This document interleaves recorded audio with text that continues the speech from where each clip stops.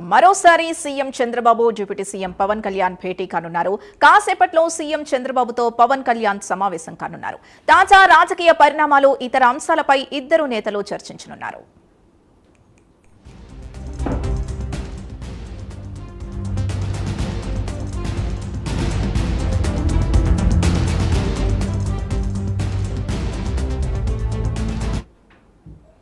మరోసారి CM Chandrababu deputy CM Pawan Kalyan భేటీ కానున్నారు. కాసేపట్లో సీఎం చంద్రబాబుతో పవన్ కళ్యాణ్ సమావేశం కానున్నారు. తాజా రాజకీయ పరిణామాలు, ఇతర అంశాలపై ఇద్దరు నేతలు చర్చించనున్నారు. ఈ భేటీకి సంబంధించి పూర్తి డీటెయిల్స్ మా కరెస్పాండెంట్ శ్రీహరి అందిస్తారు. శ్రీహరి, సీఎం డిప్యూటీ సీఎం భేటీలో ఎలాంటి అంశాలు చర్చకొచ్చే అవకాశం ఉంది? అసలు ఈ మీటింగ్ ప్రధాన ఉద్దేశం ఏంటి? సింధు, ఏదైతే ఉందో నేడు సీఎం చంద్రబాబు నివాసంలో ఉండవల్లి క్యాంపు కార్యాలయంలో అయితే సీఎం డిప్యూటీ సీఎం మరి కొద్దిసేపట్లో అయితే భేటీ కానున్నారు. అయితే దీంట్లో ప్రధానంగా నేడు ఏదైతే రాష్ట్ర ప్రభుత్వం ఉగాది కానుకగా ఇచ్చిన దివ్యాంగుల పథకం ఉందో ఈ పథకానికి సంబంధించి ఈ ప్రోగ్రాం అయితే పూర్తయిన వెంటనే సీఎం చంద్రబాబు నివాసంలో అయితే ఉప ముఖ్యమంత్రి పవన్ కళ్యాణ్, అదేవిధంగా సీఎం చంద్రబాబు ఇద్దరు కూడా తాజాగా మరోసారి అయితే భేటీ కానున్నారు. అయితే ఇప్పుడే నివాసానికి అయితే చేరుకున్న పరిస్థితి మనకి విజువల్స్లో చూడొచ్చు.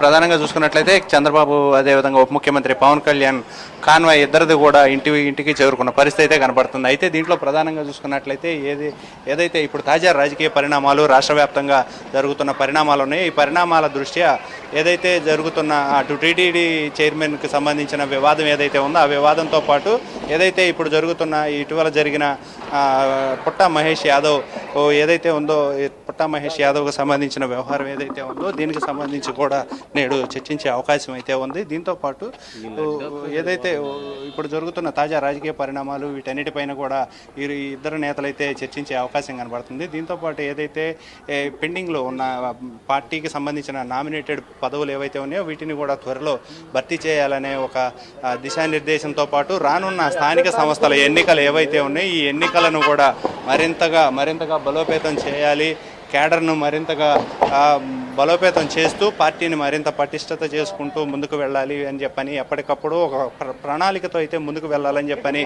చంద్రబాబు, అదేవిధంగా ఉప ముఖ్యమంత్రి పవన్ కళ్యాణ్ ఇద్దరు కూడా దీనిపైన చర్చించే అవకాశం ఉంది. దీంతోపాటు ఏదైతే ముగ్గురు నేతలు అంటే పక్క చూసుకున్నట్లయితే బీజేపీ రాష్ట్ర అధ్యక్షుడు కూడా ఈ సమావేశానికి హాజరవుతున్నట్లుగా మనకైతే సమాచారం అందుతుంది. అయితే దీంట్లో ప్రధానంగా ఏదైతే ఇప్పుడు రాష్ట్రంలో ఖాళీ అవుతున్న రాజ్యసభ 4 స్థానాలు ఉన్నాయో ఈ 4 స్థానాలకు ఇప్పటికే కొంత పేర్లు కూడా ఖరారైన పరిస్థితి కనబడుతుంది. అయితే ఈ నేపథ్యంలోనే ఆ 4 పేర్లు ఏవైతే ఉన్నాయో వాటిని కమ్యూనిటీ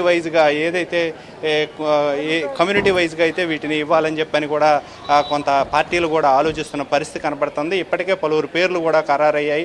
వాటితో పాటు రాష్ట్ర పార్టీకి సంబంధించిన ఏవైతే ఉన్నాయో పార్టీ నామినేటెడ్ పదవులు, అదేవిధంగా వాటితో పాటు ఏదైతే ఇప్పుడు తీసుకుంటున్న కొత్తగా ఏవైతే పెడుతున్నారో వీటన్నిటిపైన కూడా ఓవరాల్గా అన్నిటిపైన కూడా చర్చించే అవకాశం ఉంది. సీఎం చంద్రబాబు నివాసంలో ఉప ముఖ్యమంత్రి పవన్ కళ్యాణ్, అదేవిధంగా బీజేపీ రాష్ట్ర అధ్యక్షుడు మాధవ్, అదేవిధంగా సీఎం చంద్రబాబు ముగ్గురు నేతలు కలిసి తాజా రాజకీయ పరిణామాలతో పాటు ఏవైతే ఉన్నాయో వీటన్నిటిపైన కూడా చర్చించే అవకాశం అయితే కనబడుతుంది. ఓవరాల్గా చూసుకున్నట్లయితే ఈ పార్టీ సంస్థాగతంగా బలోపేతం, స్థానిక సంస్థల ఎన్నికలు ఏవైతే ఉన్నాయో ఎన్నికల్లో మాత్రం ఎట్టి పరిస్థితుల్లో క్షేత్రస్థాయిలో కైవసం చేసుకోవాలి అని చెప్పని కూడా మూడు పార్టీలు కూటమి నేతలు అయితే భావిస్తున్న పరిస్థితి కనబడతా ఉంది. ఈ నేపథ్యంలోనే పార్టీ నామినేటెడ్ పదవులు కానీ, అదేవిధంగా ఏవైతే ఇప్పుడు రాజ్యసభ స్థానాలు ఏవైతే 4 ఖాళీగా ఉన్నాయో వాటిని కూడా భర్తీ చేసే దానికి చర్చించడం, దాంతోపాటు ఇప్పుడు కేంద్ర కేబినెట్ ఏదైతే ఉందో కేంద్ర కేబినెట్ ఈరోజు కూడా సమావేశం కాబోతుంది. అయితే ఈ నేపథ్యంలోనే దీంతోపాటు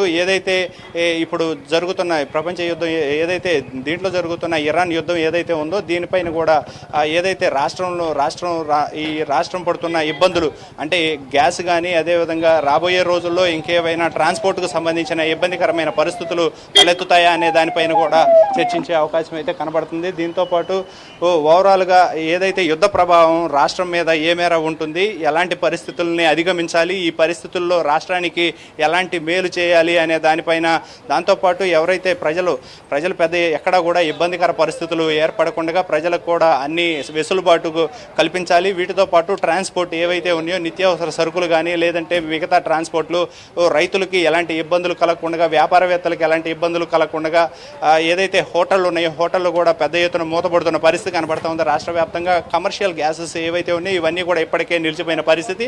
వీటన్నిటిపైన చర్చిస్తూ రాష్ట్రానికి ఈ గ్యాస్ కానీ ఇతరత్ర రావాల్సిన క్రూడ్ ఆయిల్స్ వీటన్నిటిపైన కూడా నేడు ముగ్గురు నేతలు కూడా చర్చించే అవకాశం ఉంది. వీటితో పాటు కేంద్రం నుంచి ఎంత మేర సహకారం తీసుకోవాలి, కేంద్ర ప్రభుత్వం నుంచి ఎలాంటి సహాయ సహకారాలు అందిపుచ్చుకోవాలి అనే దానిపైన కూడా ఈరోజు అయితే చర్చించే అవకాశం అయితే కనబడుతుంది. Sindhu. Right, thank you Srihari.